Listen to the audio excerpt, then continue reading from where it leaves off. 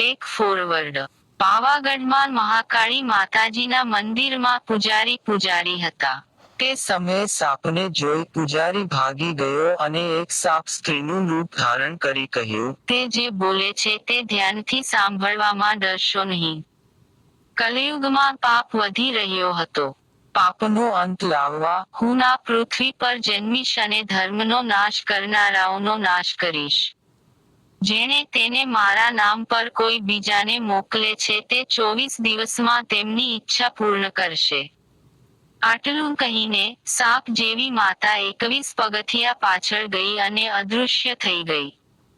આ સાંભળીને અમદાવાદ શહેરના વ્યક્તિએ બીજાને 11 વાર મોકલાયા. ત્યારબાદ તે વ્યક્તિને 21 લાખ રૂપિયા આકર્ષક મળ્યા. તે પછી, એક રિક્ષાવાળાએ 11 વાર મોકલ્યો, તો 8 દિવસ પછી રિક્ષાવાળાને ગ્રાઉન્ડમાં છુપાયેલા સોનાના સ્ટેમ્પ ભરાયા હતા.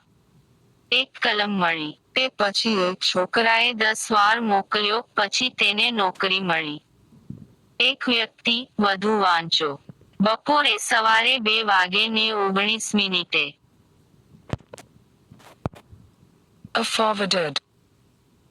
पावागढ़ में महाकाली माताजी के मंदिर में पुजारी पूजा कर रहा था.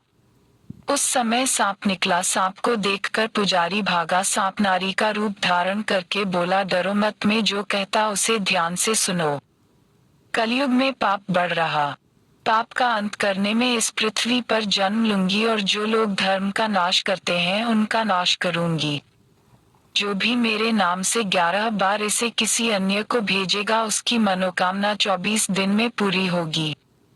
इतना कहकर सांप रूपी माताजी 21 कदम पीछे हटकर अदृश्य हो गई. यह बात सुनकर अहमदाबाद